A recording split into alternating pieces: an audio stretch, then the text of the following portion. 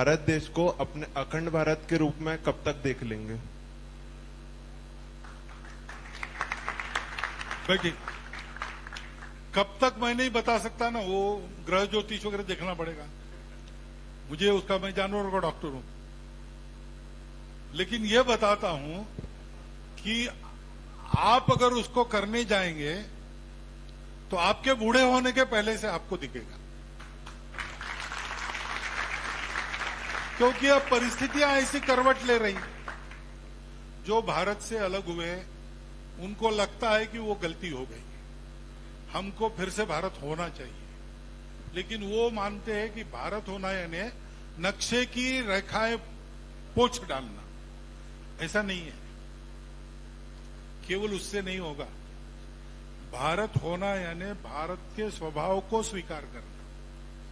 वो स्वभाव मंजूर नहीं था, इसलिए भारत का विखंडन हुआ है। वो स्वभाव जब आ जाएगा तब कुछ बदलना नहीं पड़ेगा, सारा भारत एक हो जाएगा। तो अपने जीवन से सब पड़ोसी देशों को ये सिखाना, ये काम हमको करना पड़ेगा और हम कर रहे हैं।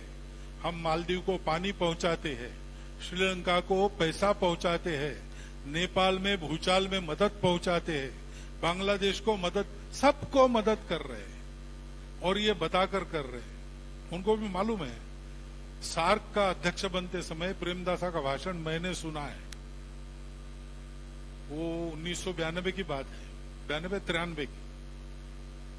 उन्होंने कहा कि दुनिया के बड़े देश छोटे देशों को निगलते हैं, इसलिए हमको सावधान रहकर हम सब लोगों को एक होना चाहिए। और दक्षिण एशियाई देशों को ये कोई कठिन काम नहीं है, क्योंकि आज हम दुनिया में अलग अलग देश जाने जाते हैं, लेकिन वास्तव में हम एक ही भारतीय मुख्य भूमि के अंग है। I am quoting him, he spoke in English. मैं हिंदी में आपको भाषांतर, अक्षरशः भाषांतर बता। हम एक ही मुख्य भारत भूमि के अंग रहे हैं, ये उन्होंने कहा है। तो ये अंगांगी भाव उत्पन्न हो जाए। भारत मेरी माता है, मैं उसका भक्त हूं, हमारे पूर्वज समान है ही, और हमारी वैल्यूज जिसके आधार पर संस्कृति बनती है वो सर्वत्र समान है। इसमें कहीं भी कोई मतभेद नहीं है। केवल स्वार्थ, कट्टरपन, अलगाव, ये छोड़ना पड़ेगा। ये छोड़ेंगे तो सत्य तो सबके सामने है। आंखें हमने मूंद ली है, हम आंखें खोलेंगे सबको पता चलेगा। आंखें खोलने के लिए प्रेम से आवाज देना, सेवा करना, ये करना पड़ेगा। वो हम करेंगे तो ये मैंने जैसा बताया, आपके बूढ़े रिटायर होने के पहले आपको दिख जाएगा। देखिए, कोई माहौल गरमाने गया है। हमने वो बयान को भी देखा है, सुना है, और जो लोग ये माहौल गरमाने जा रहे थे उनके भी बयान हमने सुने हैं। मारन साहब, दयानिधि स्टालिन साहब जो है, मंत्री है, और उनका बयान का कोई समर्थन नहीं करेगा। इस प्रकार के जो बयान है उससे बचना चाहिए। हम इंडिया के घटक दल है सब। ये आपकी राय हो सकती है,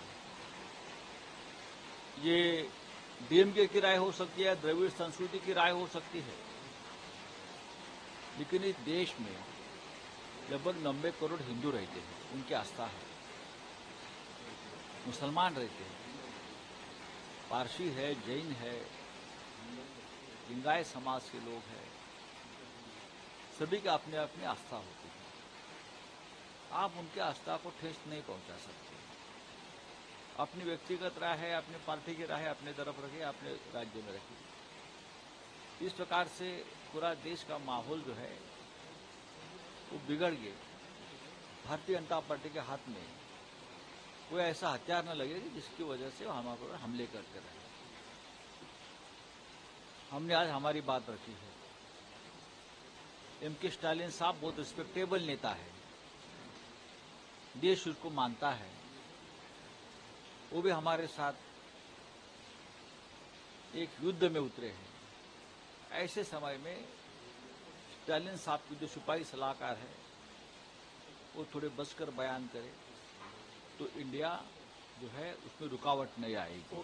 सर, मोहन भागवत साहब ने अखंड भारत की बात की है, लेकिन आज का जो भारत बना है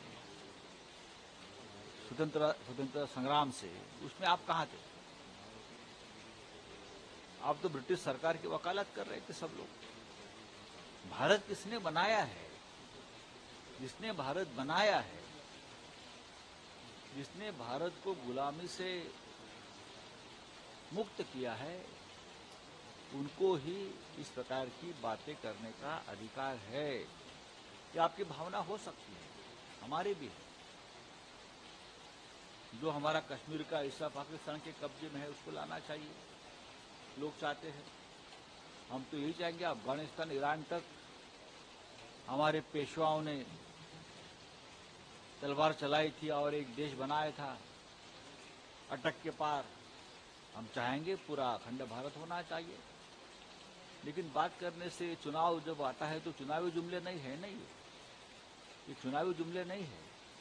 ये भागवत साहब को भी मालूम है। सबसे पहले स्वतंत्रता संग्राम में आप सभी लोगों का क्या योगदान है, ये आपको हमको बताइए। और जो भारत आज हमको दिखता है, जो इंडिया दिखता है, वो बनाने में भी आप सबका योगदान क्या है, ये भी देश के सामने लाइए। भागवत साहब बहुत बड़े नेता है, एक बड़े संगठन के नेता है, प्रमुख है। हम उनका आदर करते हैं, उनके विचारों का भी आदर करेंगे।